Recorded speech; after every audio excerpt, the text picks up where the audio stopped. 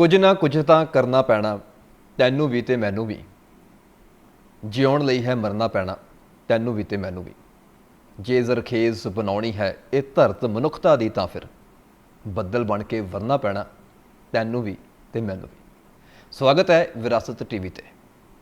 ਗਜ਼ਲ ਦੀਆਂ ਇਹ ਲਾਈਨਾਂ ਯਾਦ ਹੋਏਗਾ ਸਾਡੇ ਦਰਸ਼ਕਾਂ ਨੂੰ ਕਿ ਇਹ ਪਹਿਲਾਂ ਵੀ ਤੁਹਾਡੇ ਨਾਲ ਸਾਂਝੀਆਂ ਕੀਤੀਆਂ ਜਾ ਚੁੱਕੀਆਂ ਨੇ ਪ੍ਰੋਗਰਾਮ ਕੁਝ ਪਲ ਕਿਤਾਬ ਦੇ ਨਾਲ ਵਿੱਚ, ਜਦੋਂ ਅਸੀਂ ਜ਼ਿਕਰ ਕੀਤਾ ਸੀ ਅੰਮ੍ਰਿਤਸਰ ਦੇ ਮਸ਼ਹੂਰ ਗਜ਼ਲਗੋ ਕਲਿਆਣ ਅੰਮ੍ਰਿਤਸਰੀ ਜੀ ਦੀ ਲਿਖੀ ਹੋਈ ਕਿਤਾਬ ਸਜਦਾ ਦਾ। ਸੋ ਅੱਜ ਉਹਨਾਂ ਦੇ ਘਰ ਪਹੁੰਚੀ ਹੈ ਟੀਮ ਵਿਰਾਸਤ ਟੀਵੀ ਦੀ। ਗੱਲਬਾਤ ਕਰਾਂਗੇ ਉਹਨਾਂ ਦੇ ਨਾਲ, ਜੀ ਆਇਆਂ ਨੂੰ ਆਖਾਂਗੇ, ਉਹਨਾਂ ਦੀ ਕਿਤਾਬ ਦੇ ਬਾਰੇ ਸਵਾਲ ਕਰਾਂਗੇ, ਉਹਨਾਂ ਦੇ ਸਫ਼ਰ ਜਿਹੜਾ ਸਾਹਿਤ ਨਾਲ ਹੋਇਆ ਉਹਦੇ ਬਾਰੇ ਗੱਲਬਾਤ ਕਰਾਂਗੇ। ਸੋ ਉਸ ਤੋਂ ਪਹਿਲਾਂ ਆਪ ਸਾਰਿਆਂ ਨੂੰ ਮੇਰੇ ਵੱਲੋਂ ਸਤਿ ਸ਼੍ਰੀ ਅਕਾਲ ਅਤੇ ਜੀ ਆਇਆਂ ਨੂੰ ਆਖਦੇ ਹਾਂ, ਰੂਬਰੂ ਕਰਾਉਂਦੇ ਹਾਂ ਕਲਿਆਣ ਅੰਮ੍ਰਿਤਸਰੀ ਜੀ ਦੇ ਨਾਲ। ਸਵਾਗਤ ਹੈ ਜੀ ਵਿਰਾਸਤ ਟੀਵੀ ਤੇ। ਸਤਿ ਸ਼੍ਰੀ ਅਕਾਲ ਜੀ। ਸਤਿ ਸ਼੍ਰੀ ਅਕਾਲ। ਕਲਿਆਣ ਜੀ, ਕੀ ਹਾਲ ਨੇ? ਠੀਕ ਹੈ ਜੀ। ਸਿਹਤ ਕਿੱਦਾਂ ਹੈ ਹੁਣ? ਸਿਹਤ ਵੀ ਠੀਕ ਹੈ ਜੀ, ਬਹੁਤ ਵਧੀਆ। ਸਿਹਤ ਜਿਹੜੀ ਮੈਂ ਸਮਝਦਾ ਵੀ ਸਿਹਤ ਪੰਜਾਬੀ ਕਹਿੰਦੇ ਹੁੰਦੇ ਪਹਿਲਾ ਸੁੱਖ ਨਿਰੋਗੀ ਕਾਇਆ। ਜੇ ਜ਼ਿੰਦਗੀ ਦੇ ਵਿੱਚ ਸਭ ਤੋਂ ਪਹਿਲਾ ਸੁੱਖ ਹੈਗਾ ਤੇ ਸਰੀਰ ਜਿਹੜਾ ਆ ਉਹ ਅਰੋਗ ਹੋਣਾ ਚਾਹੀਦਾ, ਰੋਗ ਮੁਕਤ ਹੋਣਾ ਚਾਹੀਦਾ ਆ। ਮਨ ਤਨ ਭਏ ਅਰੋਗਾ, ਗੁਰਬਾਣੀ ਵੀ ਕਹਿੰਦੀ ਜਦੋਂ ਮਨ ਤੇ ਤਨ ਦੋਵੇਂ ਅਰੋਗ ਹੋਣੇ ਚਾਹੀਦੇ ਆ। ਖੈਰ, ਅੱਜ ਅਸੀਂ ਖਾਸ ਤੌਰ 'ਤੇ ਗੱਲਬਾਤ ਕਰਾਂਗੇ ਤੁਹਾਡੇ ਸਾਹਿਤਕ ਸਫ਼ਰ ਦੇ ਬਾਰੇ। ਜੀ, ਪਹਿਲਾ ਸਵਾਲ ਤੁਹਾਡੇ ਤੋਂ ਇਹੀ ਹੈ ਵੀ ਸਾਹਿਤਕ ਸਫ਼ਰ ਦੀ ਜਿਹੜੀ ਸ਼ੁਰੂਆਤ ਹੈ ਲਿਖਣ ਦੀ, ਉਹ ਕਿਵੇਂ ਹੋਈ ਸੀ? ਸਾਹਿਤਕ ਸਫ਼ਰ ਜਿਹੜਾ ਜੀ ਉਹ ਮੈਂ ਜਿੱਥੋਂ ਤੱਕ ਮੈਨੂੰ ਯਾਦ ਹੈ ਕਾਫੀ ਜਦੋਂ ਮੇਰੀ ਉਮਰ ਕੋਈ 14-15 ਦੇ ਵਿਚਕਾਰ ਹੀ ਸੀ ਜੀ, ਉਦੋਂ ਤੋਂ ਹੀ ਮੈਨੂੰ ਇਹ ਜਿਹੜੀ ਹੈ ਚੇਤਕ ਜਿਹੜੀ ਆ ਉਹ ਲੱਗ ਗਈ ਸੀ। ਕੀ ਬਾਤ ਹੈ। ਤੇ ਮੈਂ ਸਾਰਾ ਇਹ ਜਿਹੜਾ ਇਹ ਕਿੱਦਾਂ ਮੇਰੀ ਸ਼ਾਇਰੀ ਇਹ ਸ਼ੁਰੂ ਹੋਇਆ ਇਹ ਸਫ਼ਰ, ਜੀ, ਮੈਂ ਸਾਰਾ ਜਿਹੜਾ ਇਹਨੂੰ ਸਿਰਾ ਉਹ ਉਸ ਵੇਲੇ ਜੋ ਉਰਦੂ ਸਰਲ ਹਿੰਦੀ ਫਿਲਮਾਂ ਬਣਦੀਆਂ ਸੀ ਨਾ, ਬਲੈਕ ਐਂਡ ਵਾਈਟ, ਜੀ, ਮੈਂ ਉਹ ਫਿਲਮਾਂ ਬਹੁਤ ਵੇਖਦਾ ਸੀ। ਕੀ ਬਾਤ ਹੈ। ਤੇ ਉਦੋਂ ਉਹਨਾਂ ਫਿਲਮਾਂ ਵਿੱਚ ਬੜੀ ਵਧੀਆ ਸ਼ਾਇਰੀ ਹੁੰਦੀ ਸੀ। ਜਿਹੜੇ ਗੀਤ ਹੁੰਦੇ ਸੀ, ਕਿਆ ਉਹਨਾਂ ਨੂੰ ਗੀਤ ਜਾਂਦਾ ਸੀ, ਲੇਕਿਨ ਉਹ ਤਕਰੀਬਨ 80-90% ਗਜ਼ਲਾਂ ਹੀ ਹੁੰਦੀਆਂ ਸੀ। ਜੀ, ਪਤਾ ਮੈਨੂੰ ਵੀ ਨਹੀਂ ਸੀ ਉਦੋਂ ਵੀ ਉਹ ਗਜ਼ਲਾਂ ਹੈ ਜੀ, ਪਰ ਉਦੋਂ ਵੀ ਮੈਂ ਸੁਣਦਾ ਸੀ ਤਾਂ ਮੈਨੂੰ ਬਹੁਤ ਚੰਗੇ ਮਤਲਬ ਉਹ ਗੀਤ ਲੱਗਦੇ ਸੀ। ਉਹਨਾਂ ਵਿੱਚ ਇੱਕ ਭਾਵ ਹੁੰਦਾ ਸੀ। ਮੈਨੂੰ ਅਜੇ ਵੀ ਕੁਝ ਉਹ ਗਜ਼ਲਾਂ ਯਾਦ ਨੇ। ਲਤਾ ਮੰਗੇਸ਼ਕਰ ਦੀ ਆਵਾਜ਼ ਵਿੱਚ ਇੱਕ ਗਜ਼ਲ ਬੜੀ ਚੱਲਦੀ ਹੁੰਦੀ ਸੀ, ਜੀ, ਅਗਰ ਦੁਨੀਆ ਚਮਨ ਹੋਤੀ वीराने कहाँ जाते, क्या बात है। न मिलता गम तो बर्बादी के अफसाने कहाँ जाते, अगर दुनिया चमन होती तो वीराने कहाँ जाते। क्या बात है जी। 14-15 ਸਾਲ ਦੀ ਉਮਰ ਦੇ ਵਿੱਚ ਤੁਸੀਂ ਸ਼ੁਰੂਆਤ ਕੀਤੀ ਹੈ। ਇਹ ਜਿਹੜੀ ਉਮਰ ਹੁੰਦੀ ਨਾ, ਪਰਿਵਾਰ ਦਾ ਬੜਾ ਪ੍ਰਭਾਵ ਹੁੰਦਾ ਆ। ਤੇ ਮੈਨੂੰ ਨਹੀਂ ਲੱਗਦਾ ਵੀ ਬੱਚਿਆਂ ਨੂੰ ਹੁੰਦਾ ਵੀ ਅਸੀਂ ਕੋਈ ਡਿਸੀਜਨ ਲੈ ਸਕੀਏ ਵੀ ਕਿਹੜੇ ਫੀਲਡ ਵਿੱਚ ਜਾਣਾ। ਪਰਿਵਾਰ ਵਿੱਚ ਸਾਹਿਤਕ ਮਾਹੌਲ ਸੀ ਕੋਈ ਪਹਿਲਾਂ? ਨਹੀਂ, ਸਾਹਿਤਕ ਮਾਹੌਲ ਕੋਈ ਨਹੀਂ ਸੀ। ਉਦੋਂ ਵੀ ਨਹੀਂ ਸੀ ਤੇ ਅਜੇ ਤੱਕ ਵੀ ਬੱਚਿਆਂ ਵਿੱਚ ਜਾਂ ਕਿਸੇ ਵਿੱਚ ਨਹੀਂ ਹੈਗਾ।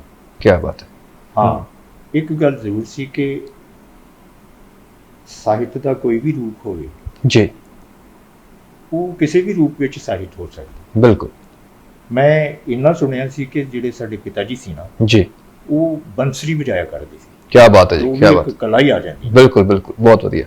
ਤੇ ਉਹ ਤੇ ਮੈਂ ਬਾਅਦ ਚ ਸੁਣਿਆ ਕਿ ਸੋਚਿਆ ਕਿ ਉਸ ਵੇਲੇ ਜਦੋਂ ਸਾਨੂੰ ਵੀ ਨਹੀਂ ਪਤਾ ਸੀ ਕਿ ਉਹ ਬੰਸਰੀ ਵਜਾਇਆ ਕਰਦੀ ਸੀ, ਉਹਨਾਂ ਕਿੱਥੋਂ ਲਈ, ਉਹਨਾਂ ਕਿੱਥੋਂ ਸਿੱਖੀ, ਇਹ ਨਹੀਂ ਪਤਾ। ਪਰ ਉਹ ਜਿੱਦਾਂ ਮੈਨੂੰ ਇੱਦਾਂ ਕੋਈ ਸਵਾਲ ਕਰੇ ਜਾਂ ਮੈਂ ਆਪ ਵੀ ਸੋਚਾਂ ਕਿ ਇਹ ਕਿੱਦਾਂ ਆਇਆ ਸਾਰਾ ਕੁਝ, ਤੇ ਮੈਂ ਸੋਚਦਾ ਕਿ ਉਹ ਵੀ ਇੱਕ ਪਿਤਾ ਪੁਰਖੀ ਉੱਥੋਂ ਚੀਜ਼ ਹੁੰਦੀ ਹੈ।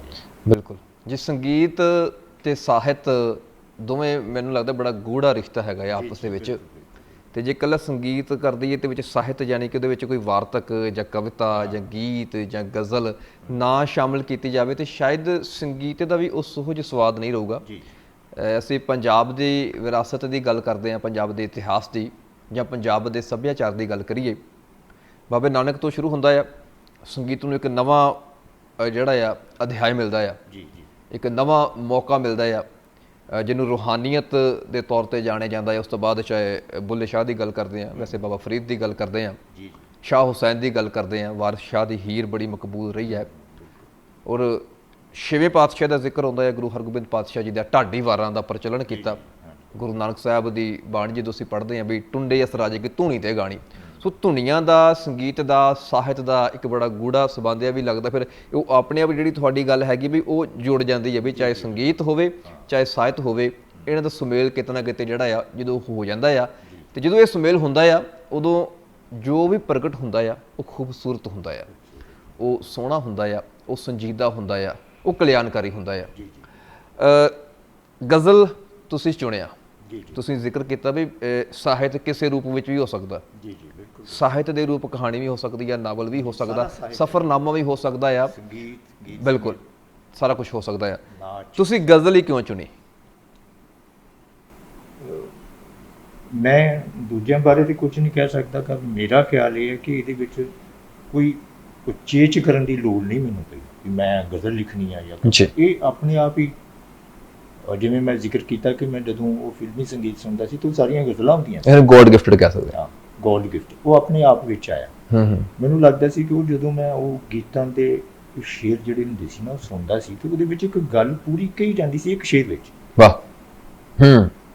ਤੇ ਉਹ ਮੈਨੂੰ ਬਾਅਦ ਚ ਪਤਾ ਲੱਗਾ ਕਿ ਇਹਨੂੰ ਹੀ ਗਜ਼ਲ ਦਾ ਸ਼ੇਰ ਕਹਿੰਦੇ। ਵਾਹ। ਜਿਵੇਂ ਮੈਂ ਉਹਦੇ ਵਿੱਚ ਖੁੱਬਿਆ, ਸਿੱਖਿਆ ਕੁਝ ਲੋਕਾਂ ਕੋਲ, ਉਸਤਾਦਾਂ ਕੋਲ ਜਾ ਕੇ, ਤੇ ਉਦੋਂ ਫਿਰ ਉਹ ਮੈਨੂੰ ਇਹ ਗੱਲ ਚੰਗੀ ਲੱਗੀ ਕਿ ਆਪਾਂ ਜਿਹੜੀ ਆਪਣੀ ਕੋਈ ਵੀ ਗੱਲ ਕਰਨੀ ਹੈ ਕਿਸੇ ਵੀ ਤਰ੍ਹਾਂ ਦੀ, ਉਹ ਸਾਹਿਤ ਵਿੱਚ, ਕਵਿਤਾ ਵਿੱਚ ਕਿੱਦਾਂ ਕਰਨੀ ਹੈ। ਤੇ ਉਹਦੇ ਵਿੱਚੋਂ ਮੈਨੂੰ ਉਸ ਵੇਲੇ ਆਪਣੇ ਆਪ ਹੀ ਇਹ ਲੱਗਾ ਵੀ ਜਿਹੜੀ ਅਸੀਂ ਗਜ਼ਲ ਦੀ ਸ਼ੇਰ ਵਿੱਚ ਜਿਹੜੀ ਗੱਲ ਕਰ ਜਾਂਦੇ ਹਾਂ, ਇੱਕ ਸ਼ੇਰ 'ਚ ਪੂਰੀ ਮੁਕੰਮਲ ਹੀ ਗੱਲ ਕਰ ਲੈਂਦੇ, ਇੱਕ ਪੂਰੀ ਕਹਾਣੀ ਬਿਆਨ ਕਰ ਦਿੰਦੇ ਜੀ, ਤੇ ਉਹ ਮੈਨੂੰ ਆਪਣੇ ਆਪ ਹੀ ਚੰਗਾ ਲੱਗਣ ਲੱਗ ਗਿਆ ਜੀ। ਫਿਰ ਮੈਂ ਉਧਰਲੇ ਪਾਸੇ ਕੋਸ਼ਿਸ਼ ਕੀਤੀ ਕਿ ਮੈਂ ਵੀ ਸ਼ੇਰ ਲਿਖਾਂ ਤੇ ਜਿਹੜੀ ਗੱਲ ਆ ਮੈਂ ਕਹਿਣੀ ਚਾਹੁੰਦਾ ਉਹ ਸ਼ੇਰਾਂ ਰਾਹੀਂ ਕਰਾਂ ਜੀ। ਤੇ ਉਸ ਤਰ੍ਹਾਂ ਹੌਲੀ ਹੌਲੀ ਫਿਰ ਮੈਨੂੰ ਪਤਾ ਲੱਗਦਾ ਗਿਆ ਕਿ ਗਜ਼ਲ ਕੀ ਹੈ ਜੀ। ਗਜ਼ਲ ਦੇ ਉਹ ਸਾਰਾ ਵਿਧਾਨ ਜਿਹੜਾ ਉਹ ਪੜ੍ਹ ਕੇ ਜ਼ਿਆਦਾ ਮੈਂ ਪੜ੍ਹਿਆ, ਜਾਂ ਉਸ ਵੇਲੇ ਜਿਹੜੇ ਲੋਕ ਛਪਦੇ ਸੀ ਉਹਨਾਂ ਨੂੰ ਪੜ੍ਹਿਆ, ਤੇ ਇਸ ਤਰ੍ਹਾਂ ਮਿਰਜ਼ਾ ਗਾਲਿਬ ਨੂੰ ਵੀ ਮੈਂ ਬੜਾ ਸੁਣਦਾ ਸੀ। ਉਹਨਾਂ ਦੀ ਗਜ਼ਲ ਬਾਰੇ ਜੋ ਵਾਕਫੀਅਤ ਉਹਨਾਂ ਦੀਆਂ ਗਜ਼ਲਾਂ ਤੋਂ ਮੈਨੂੰ ਮਿਲੀ ਨਾ ਜੀ, ਉਹ ਮੇਰੇ ਖਿਆਲ ਮੇਰੇ ਲਈ ਕਾਫੀ ਉਹਨਾਂ ਨੇ ਮੈਨੂੰ ਸੇਧ ਦਿੱਤੀ। ਕਿੰਨੇ ਬੜੇ ਸਾਦਗੀ ਭਰੇ ਸ਼ੇਰ ਹੁੰਦੇ ਸੀ, ਕੋਈ ਵਿੱਚ ਵਾਲ ਫਰੀਬ ਜਾਂ ਕੋਈ ਡੰਗਾਈ ਫਲਸਫਾ ਕੋਈ ਨਹੀਂ ਜ਼ਿਆਦਾ ਹੋਇਆ ਹੋਇਆ। ਜਿਸ ਤਰ੍ਹਾਂ ਮੈਂ ਤੁਹਾਨੂੰ ਦੱਸਦਾ ਹੈ ਕਿ ਬਦਲ ਕੇ दिले नादान तुझे हुआ क्या है, आखिर इस दर्द की दवा क्या है, क्या बात है, कोई वाल फरीब, सीधी जी गल सब नूं समझ आ जाती जी। हमको उनसे वफा की है उम्मीद, जो नहीं जानते वफा क्या है, क्या बात है जी, तो एकदम पता लग जाता बिल्कुल। तो वो फिर मैं वो ਇਹੋ ਹੀ ਮੈਨੂੰ ਗੱਲ ਮੈਂ ਸਮਝੀ ਕਿ ਔਰ ਉਸਤਾਦਾਂ को भी ये जानी कि गज़ल ਤੇ ਕਵਿਤਾ ਵਿੱਚ ਫਰਕ ਕੀ ਹੈ। ਗਜ਼ਲ ਤੇ ਕਵਿਤਾ ਵਿੱਚ ਇਹੋ ਹੀ ਫਰਕ ਹੈ ਕਿ ਕਵਿਤਾ ਵਿੱਚ ਕੋਈ ਉਹ ਡੂੰਘਾਈ ਸ਼ਬਦਾਂ ਵਿੱਚ ਜਾਂ ਔਖੇ ਸ਼ਬਦ ਹੋ ਸਕਦੇ, ਲੇਕਿਨ ਗਜ਼ਲ ਦਾ ਇੱਕ ਵੱਡਾ ਅਸੂਲ ਹੈ ਕਿ ਉਹਦੇ ਸ਼ਬਦ ਜਿਹੜੇ ਬਿਲਕੁਲ ਸਾਦੇ ਹੋਣੇ ਚਾਹੀਦੇ ਆ, ਲੇਕਿਨ ਉਹਦੇ ਜਿਹੜਾ ਵਿਚਾਰ ਹੈ, ਭਾਵ ਹੈ, ਉਹ ਉਹਦੇ ਵਿੱਚ ਗਹਿਰਾਈ ਹੋਣੀ ਚਾਹੀਦੀ। ਆਮ ਲੋਕਾਂ ਨੂੰ ਸਮਝਾਉਣ ਵਾਸਤੇ ਆਮ ਸ਼ਬਦਾਂ ਦੀ ਲੋੜ ਆ ਤੇ ਉਹ ਗਜ਼ਲ ਦੇ ਵਿੱਚ ਪੂਰੀ ਹੁੰਦੀ ਹੈ, ਪਰ ਭਾਵ ਵੱਡੇ ਹੋਣ, ਸ਼ਬਦ ਆਮ ਹੋਣ, ਭਾਵ ਵੱਡੇ ਹੋਣ। ਇਹ ਗਜ਼ਲ ਦੀ ਆਪਾਂ ਕਹਿ ਸਕਦੇ ਵੀ ਇੱਕ ਖੂਬਸੂਰਤੀ ਆ। ਜਿਵੇਂ ਤੁਸੀਂ ਜ਼ਿਕਰ ਕੀਤਾ ਵੀ ਕਵਿਤਾ ਦੇ ਵਿੱਚ ਤਾਂ ਸ਼ਬਦ ਔਖੇ ਵਰਤੇ ਜਾਂਦੇ ਆ, ਪਰ ਗਜ਼ਲ ਦੀ ਜਿਹੜੀ ਆਮ ਲੋਕਾਂ ਦੀ ਗੱਲ, ਆਮ ਲੋਕਾਂ ਦੀ ਭਾਸ਼ਾ ਦੇ ਵਿੱਚ ਵੱਡੀ ਗੱਲ, ਉਹਨੂੰ ਅਸੀਂ ਗਜ਼ਲ ਕਹਿ ਸਕਦੇ। ਅੱਜਕੱਲ੍ਹ ਜਿਹੜੇ ਸ਼ਾਇਰ ਨੇ ਜੀ, ਮੌਜੂਦਾ ਜਿਹੜੇ ਸ਼ਾਇਰ ਨੇ, ਉਹ ਵੀ ਕਈ ਵਾਰੀ ਬੜੇ ਔਖੇ ਔਖੇ ਸ਼ਬਦ ਵਰਤਦੇ ਆ ਜੀ, ਪਰ ਉਹ ਮੇਰਾ ਖਿਆਲ ਹੈ ਕਿ ਹੋਣੇ ਨਹੀਂ ਚਾਹੀਦੇ। ਸ਼ਾਇਦ ਇੱਦਾਂ ਵੀ ਕਲਿਆਣ ਜੀ ਆਪਾਂ ਕਹਿੰਦੇ ਆ ਵੀ ਗਜ਼ਲ ਜ਼ਿਆਦਾ ਉਰਦੂ ਦੇ ਵਿੱਚ ਲਿਖੀ ਗਈ ਜਾਂ ਫਾਰਸੀ ਵਿੱਚ ਲਿਖੀ ਗਈ ਹੈ, ਪੰਜਾਬੀ ਵਿੱਚ ਸ਼ਾਇਦ ਗਜ਼ਲ ਘੱਟ ਲਿਖੀ ਗਈ ਆ। ਤੇ ਪੰਜਾਬੀ ਦੀ ਗਜ਼ਲ ਸ਼ਾਇਦ ਤਾਂ ਵੀ ਔਖੀ ਲੱਗਦੀ ਹੈ ਕਿਉਂਕਿ ਉਹਦੇ ਵਿੱਚ ਸ਼ਬਦ ਜਿਹੜੇ ਨੇ ਉਰਦੂ ਜਾਂ ਫਾਰਸੀ ਦੇ ਕਈ ਵਾਰੀ ਵਰਤੇ ਹੁੰਦੇ ਆ, ਹੈ ਨਾ। ਇਹ ਇੱਕ ਨੁਕਤਾ ਮੈਨੂੰ ਲੱਗਦਾ ਵੀ ਸ਼ਾਇਦ ਹੋ ਸਕਦਾ ਪੰਜਾਬੀ ਦੀ ਗਜ਼ਲ ਸ਼ਾਇਦ ਘੱਟ ਲਿਖੀ ਗਈ ਆ। ਕਿ ਤੁਸੀਂ ਕਿਹਨੂੰ ਲੱਗਦਾ ਵੀ ਇੱਦਾਂ ਹੋਇਆ? ਨਹੀਂ, ਇਸ ਵੇਲੇ ਤੇ ਘੱਟ ਨਹੀਂ ਲਿਖੀ ਜਾ ਰਹੀ, ਪਰ ਪਹਿਲਾਂ ਸੀ ਜੀ। ਤੇ ਇਹ ਸਾਰਾ ਕੁਝ ਆਇਆ, ਗਜ਼ਲ ਤੇ ਪਹਿਲਾਂ ਮਕਬੂਲ ਜਿਹੜੀ ਹੈ ਉਰਦੂ ਦੀ ਹੋਈ ਜੀ, ਪੰਜਾਬੀ ਵਿੱਚ ਤੇ ਬਾਅਦ 'ਚ ਹੀ ਆਈ, ਬਾਅਦ ਵਿੱਚ ਆਈ। ਵੈਸੇ ਜੇ ਆਪਾਂ ਪੁਰਾਣੀਆਂ, ਜਿਸ ਤਰ੍ਹਾਂ ਹੁਣ ਆਪਾਂ ਉਹ ਵੇਖਦੇ ਹਾਂ ਕਿ ਉਹ ਹੈਗਾ ਗੁਰੂ ਗੋਬਿੰਦ ਸਿੰਘ ਜੀ ਨੇ ਜਿਹੜਾ ਲਿਖਿਆ ਜ਼ਫਰਨਾਮਾ, ਨਹੀਂ ਮਿੱਤਰ ਪਿਆਰੇ, ਮਿੱਤਰ ਪਿਆਰੇ, ਉਹ ਇੱਕ ਗਜ਼ਲ, ਉਹ ਵੀ ਗਜ਼ਲ ਹੈ। ਤਾਂ ਇਹ ਵੀ ਨਹੀਂ ਕਹਿ ਸਕਦੇ ਕਿ ਗਜ਼ਲ ਬਹੁਤ ਬਾਅਦ 'ਚ ਆਈ ਹੈ ਜੀ, ਕਿਸੇ ਨਾ ਕਿਸੇ ਰੂਪ ਵਿੱਚ ਸਾਡੇ ਕੋਲ ਮੌਜੂਦ ਹੈ ਸੀ ਜੀ।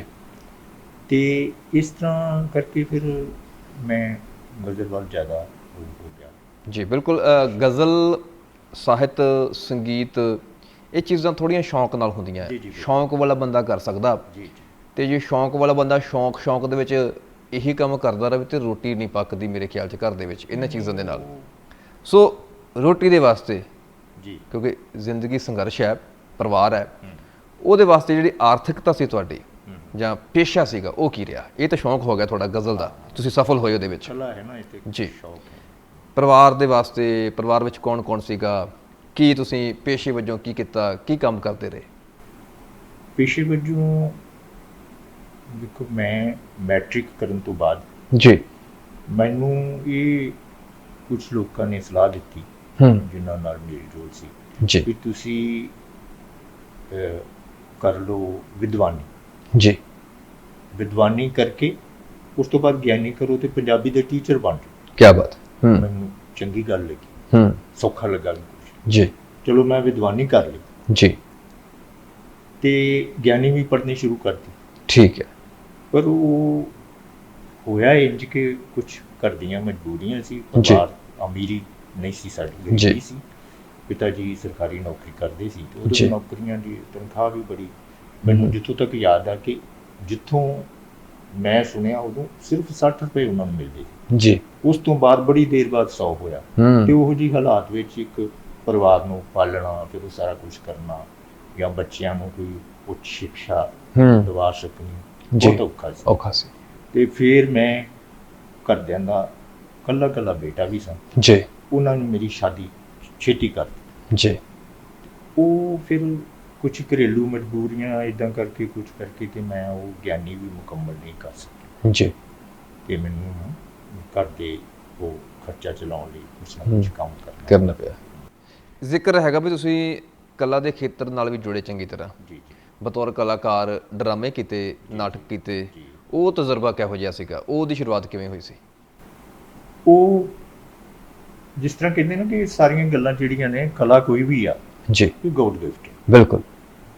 ਇਸ ਤਰ੍ਹਾਂ ਹੀ ਨਾ ਤੇ ਕੋਈ ਲਿਖਣ ਵਾਲਾ ਉਦੋਂ ਸਾਡੇ ਪਰਿਵਾਰ 'ਚ ਸੀ, ਨਾ ਕੋਈ ਨਾਟਕ ਵਾਲੇ ਪਾਸੇ ਸੀ ਹੈਗਾ, ਕੋਈ ਨਹੀਂ। ਪਰ ਇਹ ਇੱਕ ਸਮਝੋ ਕੁਦਰਤੀ ਇੱਕ ਔਲਾਰ ਹੁੰਦਾ ਜਦੋਂ ਬੰਦਾ ਕਿਸੇ ਵੱਖਰੀ ਫੀਲਡ ਵਿੱਚ ਚਲਿਆ ਜਾਂਦਾ, ਖਿੱਚਿਆ ਚਲਾ। ਬਿਲਕੁਲ ਬਿਲਕੁਲ। ਉਹ ਮੈਂ ਨਾਟਕ ਵਾਲੇ ਬੰਨੇ ਵੀ ਚਲਾ ਗਿਆ। ਠੀਕ ਹੈ। ਤੇ ਬਹੁਤ ਪੁਰਾਣੀ ਗੱਲ ਹੈ, ਉਦੋਂ ਅੰਮ੍ਰਿਤਸਰ 'ਚ ਸਾਰੇ ਜਾਣਦੇ ਹੋਣਗੇ ਕਿ ਗੁਰਸ਼ਰਨ ਸਿੰਘ ਜੀ ਹੁੰਦੇ ਸੀ ਨਾਟਕ ਦੇ। ਗੁਰਸ਼ਰਨ ਸਿੰਘ ਭਾਜੀ, ਵਾਹ ਜੀ। ਭਾਈ ਮੰਨਾ ਸਿੰਘ ਵੀ ਉਹਨਾਂ, ਹਾਂ ਭਾਈ ਮੰਨਾ ਸਿੰਘ ਜੀ, ਬਹੁਤ ਨਾਮਵਰ ਸ਼ਖਸੀਅਤਾਂ ਹੋਈਆਂ ਜਿਹੜੀਆਂ। ਮੈਨੂੰ ਕਿਸੇ ਨੇ ਕਿਹਾ ਵੀ ਜੇ ਤੈਨੂੰ ਨਾਟਕਾਂ ਦਾ ਸ਼ੌਕ ਹੈ ਤੇ ਤੂੰ ਉੱਥੇ ਚਲ ਜਾਊਂਗਾ।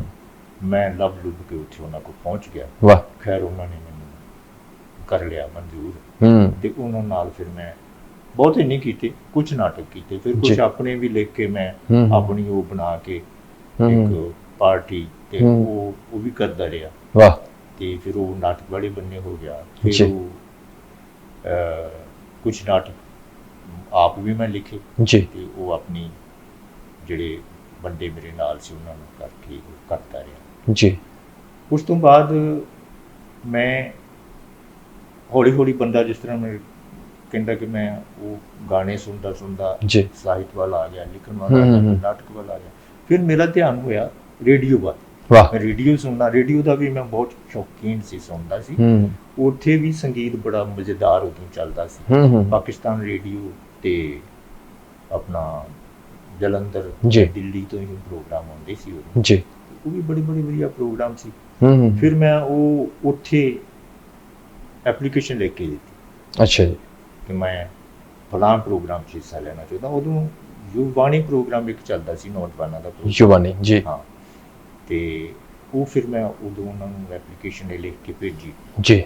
ਉਹਨਾਂ ਨੇ ਮੈਨੂੰ ਬੁਲਾਇਆ ਤੇ ਮੈਂ ਕਿਹਾ ਜੀ ਮੈਂ ਪ੍ਰੋਗਰਾਮ 'ਚ ਹਿੱਸਾ ਲੈਣਾ ਚਾਹੁੰਦਾ ਹਾਂ।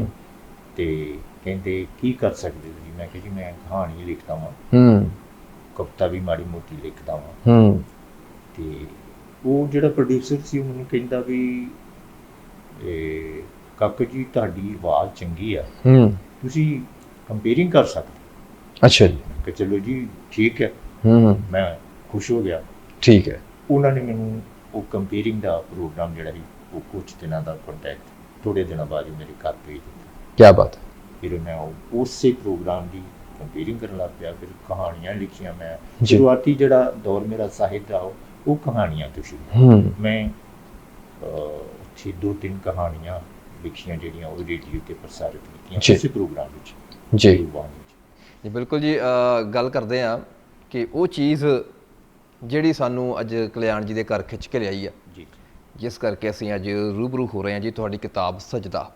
ਜੀ ਅਸੀਂ ਤੁਹਾਨੂੰ ਦੱਸਣਾ ਚਾਹੁੰਦੇ ਹਾਂ ਕਿ ਅਸੀਂ ਵਿਰਾਸਤ ਟੀਵੀ ਉੱਤੇ ਸਾਹਿਤ ਨੂੰ ਪ੍ਰਫੁੱਲਤ ਕਰਨ ਦੇ ਵਾਸਤੇ ਇੱਕ ਪ੍ਰੋਗਰਾਮ ਸ਼ੁਰੂ ਕੀਤਾ ਹੋਇਆ ਕੁਝ ਪਲ ਕਿਤਾਬ ਦੇ ਨਾਲ। ਜੀ ਵੱਖ-ਵੱਖ ਕਿਤਾਬਾਂ ਜਿਹੜੀਆਂ ਪਾਏਦਾਰ ਪੰਜਾਬੀ ਦੀਆਂ ਕਿਤਾਬਾਂ ਹੈਗੀਆਂ ਨੇ, ਪਾਏਦਾਰ ਸਾਹਿਤ ਹੈਗਾ ਆ ਜਿਹੜਾ ਲੋਕਾਂ ਤੱਕ ਪਹੁੰਚਣਾ ਮੈਂ ਸਮਝਦਾ ਵੀ ਬਹੁਤ ਜ਼ਰੂਰੀ ਹੈ ਔਰ ਨਹੀਂ ਪਹੁੰਚ ਰਿਹਾ। ਜੀ ਉਸ ਵਿੱਚ ਅਸੀਂ ਤੁਹਾਡੀ ਕਿਤਾਬ ਸਜਦਾ ਦਾ ਰਿਵਿਊ ਕੀਤਾ ਸੀਗਾ। ਦਰਸ਼ਕਾਂ ਨੇ ਬਹੁਤ ਪਸੰਦ ਕੀਤਾ ਸੀ। ਉਦੋਂ ਵਾਅਦਾ ਕੀਤਾ ਸੀ ਆਪਣੇ ਦਰਸ਼ਕਾਂ ਦੇ ਨਾਲ ਬਈ ਅਸੀਂ ਸੰਬੰਧਿਤ ਸਾਹਿਤਕਾਰ ਨੂੰ ਤੁਹਾਡੇ ਰੂਬਰੂ ਕਰਾਵਾਂਗੇ। ਸੋ ਉਸ ਕਿਤਾਬ ਦੇ ਬਾਰੇ ਮੈਂ ਜ਼ਰੂਰ ਜਾਣਨਾ ਚਾਹਾਂ। ਕਿਤਾਬ ਜਿਹੜੀ ਤੁਹਾਡੀ ਗਜ਼ਲਾਂ ਦੀ ਛਪੀ ਜਿਹੜੀ, ਜੀ ਉਹ ਕਿਤਾਬ ਛਪਣ ਦਾ ਜਿਹੜਾ ਵਾ ਜਾਂ ਛਾਪਣ ਦਾ ਜਿਹੜਾ ਵਾ ਪ੍ਰੋਗਰਾਮ ਜਾਂ ਸਬੱਬ ਉਹ ਕਿਵੇਂ ਬਣਿਆ ਸੀ? ਉਹ ਫਿਰ ਜਿਸ ਤਰ੍ਹਾਂ ਮੈਂ ਤੁਹਾਨੂੰ ਦੱਸਿਆ ਕਿ ਮੈਨੂੰ ਜਿਵੇਂ ਜਿਵੇਂ ਜਿਹੜੀ ਫੀਲਡ ਦਾ ਪਤਾ ਲੱਗਦਾ ਸੀ ਮੈਂ ਉੱਧਰ ਪਹੁੰਚ ਕਰਦਾ ਸੀ। ਜੀ। ਇਸ ਤਰ੍ਹਾਂ ਕਵਿਤਾ ਵਾਲੇ ਪਾਸੇ ਵੀ ਮੈਂ ਜਦੋਂ ਗਜ਼ਲ, ਭਾਵੇਂ ਕਿ ਉਦੋਂ ਮੈਨੂੰ ਉਹਦੇ ਵਿਧਾਨ ਬਾਰੇ ਪੂਰਾ ਨਹੀਂ ਸੀ ਪਤਾ, ਪਰ ਮੈਂ ਕੋਸ਼ਿਸ਼ ਕਰਦਾ ਰਿਹਾ। ਜੀ। ਤੇ ਇਸ ਤਰ੍ਹਾਂ ਫਿਰ ਉਹ ਸਾਹਿਤ ਸੁਭਾਵਾਂ ਬਾਰੇ ਵੀ ਮੈਨੂੰ ਪਤਾ ਲੱਗਾ। ਠੀਕ ਹੈ। ਵੀ ਉੱਥੇ ਜਾਓ ਤੇ ਉੱਥੇ ਬਾਕੀ ਸਾਰੇ ਲੋਕ ਵੀ ਲੇਖਕ ਹੁੰਦੇ ਨੇ, ਪੁਰਾਣੇ ਵੀ ਹੁੰਦੇ ਆ, ਨਵੇਂ ਵੀ ਹੁੰਦੇ ਆ, ਉੱਥੋਂ ਕਾਫੀ ਕੁਝ ਪਤਾ ਲੱਗਦਾ। ਜੀ। ਇਸ ਤਰ੍ਹਾਂ ਫਿਰ ਉਸ ਵੇਲੇ ਕਈ ਸਾਹਿਤ ਸੁਭਾਵਾਂ ਨਾਲ ਮੈਂ ਜੁੜਿਆ। ਜੀ। ਇਹ ਫਿਰ ਜਿੱਥੋਂ ਸਜਦਾ ਦੀ ਗੱਲ ਤੁਰਦੀ ਆ, ਫਿਰ ਇੱਥੇ ਪੰਜਾਬੀ ਸਾਹਿਤ ਸੰਗਮ ਇੱਕ ਅੰਮ੍ਰਿਤਸਰ 'ਚ ਹੈਗੀ ਆ ਸਾਹਿਤ ਸਭਾ। ਠੀਕ ਹੈ ਜੀ। ਉਹ ਮੈਂ ਉਹਨਾਂ ਦਾ ਮੈਂਬਰ ਬਣ ਗਿਆ। ਕੀ ਬਾਤ ਹੈ। ਮੈਂਬਰ ਬਣ ਗਿਆ। ਫਿਰ ਉਹ ਹਰ ਮਹੀਨੇ ਉਹ ਜਿਹੜੀ ਇਕੱਤਰਤਾ ਕਰਦੇ ਸੀ ਤੇ ਉੱਥੇ ਜਾ ਕੇ ਫਿਰ ਮੈਂ ਉਹ ਸੁਣਾਉਂਦਾ ਸੀ, ਦੂਸਰੇ ਵੀ ਲੋਕ ਸੁਣਾਉਂਦੇ ਸੀ। ਬਿਲਕੁਲ। ਤੇ ਉਹ ਫਿਰ ਹੌਲੀ ਹੌਲੀ ਮੇਰੇ ਸ਼ੇਰ ਸੁਣਨ ਵਾਲਿਆਂ ਨੂੰ ਚੰਗੇ ਲੱਗਦੇ। ਕੁਝ ਸਾਹਿਤਕਾਰ ਉਸ ਵੇਲੇ ਜਿਹੜੇ ਸੀਨੀਅਰ ਸੀਗੇ ਜੀ, ਉਹਨਾਂ ਕਈਆਂ ਨੇ ਮੈਨੂੰ ਬੜਾ ਉਹ ਐਪਰੀਸ਼ੀਏਟ ਕੀਤਾ। ਜੀ। ਤੇ ਸ਼ੇਰ ਵੀ ਕੁਦਰਤੀ, ਮੈਂ ਨਹੀਂ ਸਮਝਦਾ ਕਿ ਮੈਂ ਬਹੁਤੀ ਕੋਈ ਵਿਸ਼ੇਸ਼ਤਾ, ਬਹੁਤਾ ਕੋਈ ਜ਼ੋਰ ਲਾਉਂਦਾ ਸੀ ਚੰਗੇ ਸ਼ੇਰ ਲਿਖਾਂ। ਇਹ ਵੀ ਨੈਚੁਰਲੀ ਹੋ ਜਾਂਦਾ ਸਭ ਕੁਛ। ਜੀ। ਉਹ ਫਿਰ ਜਦੋਂ ਮੇਰੇ ਕਈ ਸ਼ੇਰਾਂ ਨੇ ਉਸ ਐਸਾ ਉਹਨਾਂ ਨੂੰ ਪ੍ਰੇਰਿਤ ਕੀਤਾ ਸਭਾ ਦੇ ਵਿੱਚ ਆਉਣ ਵਾਲੇ। ਉਹ ਫਿਰ ਜਿਹੜੇ ਸਭਾ ਦੇ ਹੈਗੇ ਸੀ ਨਾ ਪ੍ਰਧਾਨ, ਅੱਛਾ ਜੀ, ਮੈਨੂੰ ਕਹਿੰਦੇ ਕਲਿਆਣ ਜੀ ਤੁਹਾਡੀ ਕੋਈ ਕਿਤਾਬ ਹੈਗੀ? ਮੈਂ ਕਿਹਾ ਨਹੀਂ ਜੀ। ਅੱਛਾ ਜੀ। ਤੇ ਕਹਿੰਦੇ ਫਿਰ ਖਰੜਾ। ਮੈਂ ਕਿਹਾ ਮੇਰੇ ਕੋਲ ਕੁਛ ਨਹੀਂ ਹੈਗਾ। ਹਾਂ, ਕੀ ਬਾਤ ਹੈ। ਤੇ ਨਾ ਮੈਂ ਕੋਈ, ਮੈਨੂੰ ਇਹ ਕੋਈ ਸ਼ੌਕ ਹੀ ਹੈ ਵੀ ਮੈਂ ਕਿਤਾਬ ਛਪਾਵਾਂ। ਉਹ ਕਹਿੰਦੇ ਕਿਉਂ? ਮੈਂ ਕਿਹਾ ਵੀ ਗੱਲ ਇਹ ਵੀ ਮੈਂ ਇਹ ਸੁਣਿਆ ਵਾ ਵੀ ਕਿਤਾਬ ਆਪਣੇ ਪੈਸੇ ਲਾ ਕੇ ਉਹ ਛਪਾਉਣੀ ਪੈਂਦੀ ਹੈ, ਫਿਰ ਉਹ ਫਰੀ ਵੰਡਣੀ ਪੈਂਦੀ ਹੈ। ਬਿਲਕੁਲ। ਤੇ ਮੈਂ ਕਿਹਾ ਪਹਿਲੀ ਗੱਲ ਤੇ ਮੈਂ ਛਪਵਾ ਨਹੀਂ ਸਕਦਾ ਜੀ, ਤੇ ਦੂਜੀ ਗੱਲ ਛਪ ਵੀ ਜਾਵੇ ਤੇ ਇਸ ਤਰ੍ਹਾਂ ਵੰਡਣ ਵਾਲਾ ਕੰਮ ਵੀ ਮੇਰੇ ਕੋਲ ਨਹੀਂ ਹੋ ਸਕਦਾ। ਤੇ ਉਹ ਹੱਸ ਪਏ। ਕਹਿੰਦੇ ਤੁਸੀਂ ਕਲਿਆਣ ਜੀ ਇੰਝ ਕਰੋ, ਖਰੜਾ ਦਿਓ ਮੈਨੂੰ। ਠੀਕ ਹੈ। ਮੈਂ ਕਿਹਾ ਖਰੜਾ ਤੇ ਮੈਂ ਦੇ ਦਿਆਂਗਾ, ਪਰ ਤੁਸੀਂ ਕਰੋਗੇ ਕੀ? ਹਾਂ, ਕਹਿੰਦੇ ਤੁਸੀਂ ਦੌੜ ਦੇ। ਲੋ ਜੀ, ਮੈਂ ਕਿਹਾ ਠੀਕ ਹੈ ਜੀ, ਮੈਂ ਕੁਝ ਦਿਨਾਂ ਤੱਕ ਤੁਹਾਨੂੰ ਖਰੜਾ ਦੇ ਦਾਂ। ਠੀਕ ਹੈ। ਮੈਂ 50 ਗਜ਼ਲਾਂ ਲਿਖ ਕੇ ਤੇ ਉਹਨਾਂ ਨੂੰ ਦੇ ਦਿੱਤੇ। ਠੀਕ ਹੈ। ਉਹ ਫਿਰ ਬਾਕੀ ਜਦੋਂ ਮੈਂ ਉਹਨਾਂ ਨੂੰ ਖਰੜਾ ਦਿੱਤਾ, ਮੈਂ ਕਿਹਾ ਵੀ ਮੈਂ ਬਸ ਇੰਨਾ ਕਰ ਸਕਦਾ ਜੀ, ਹਾਂ, ਇਸ ਤੋਂ ਬਾਅਦ ਨਾ ਮੈਨੂੰ ਕੁਝ ਕਿਹਾ। ਠੀਕ ਹੈ। ਵੀ ਹੁਣ ਆ ਕਰ ਤੇ ਮੈਂ ਨਹੀਂ ਜੀ ਕੁਝ ਕਰ ਸਕਦਾ। ਉਹ ਕਹਿੰਦੇ ਜੀ ਕੋਈ ਲੋੜ ਹੀ ਨਹੀਂ। ਠੀਕ ਹੈ। ਤਾਂ ਇਹ ਸਭ ਮੈਂ ਸਮਝਦਾ ਕਿ ਉਹ ਫਿਰ ਉਹਨਾਂ ਨੇ ਆਪ ਹੀ ਸਭਾ ਦੇ ਉਹਨਾਂ ਦੇ ਸਿਰ ਤੋਂ ਹੀ ਉਹਨਾਂ ਖਰਚ ਕੀਤਾ, ਆਪ ਹੀ ਕਿਤਾਬ ਛਪਾਈ ਜੀ। ਤੇ ਉਹ ਕਹਿੰਦੇ ਵੀ ਪ੍ਰਧਾਨ ਜੀ ਕਹਿੰਦੇ ਵੀ ਤੁਹਾਡੀਆਂ ਗਜ਼ਲਾਂ ਵਧੀਆ ਹੈ ਤੇ ਇਹ ਜਿੰਨਾ ਚਿਰ ਇਹਨਾਂ ਨੂੰ ਕਿਤਾਬ ਦਾ ਰੂਪ ਨਹੀਂ ਦਿੱਤਾ ਜਾਂਦਾ, ਲੋਕਾਂ ਤੱਕ ਪਹੁੰਚਦੀ ਕਿੱਦਾਂ ਪਤਾ ਲੱਗੇਗਾ ਕਿ ਤੁਸੀਂ ਕੀ ਕਰ ਰਹੇ ਹੋ? ਬਿਲਕੁਲ, ਬਿਲਕੁਲ, ਜਾਂ ਕਿੱਦਾਂ ਜ਼ਰੂਰੀ ਹੈ ਜੀ।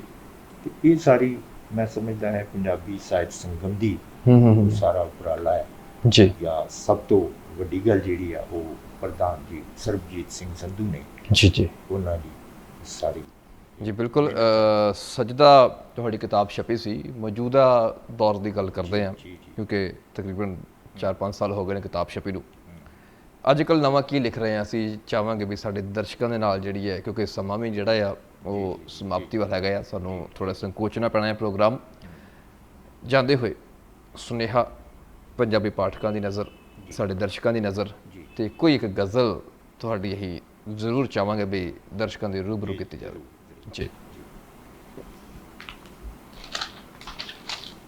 ਇਸ ਵਕਤ ਜੀ ਜੀ ਕਿ ਇੱਕ ਗਜ਼ਲ ਹੈ ਇਹ ਨਾ ਪੰਜਾਬੀ ਦੇਸੀ ਜਿਹੜੀਆਂ ਬਹਿਰਾਂ ਨੇ ਚੰਦ ਬਹਿਰ ਜੀ ਇਹ ਉਹਨਾਂ ਵਿੱਚ ਠੀਕ ਹੈ ਜੀ ਅੱਛਾ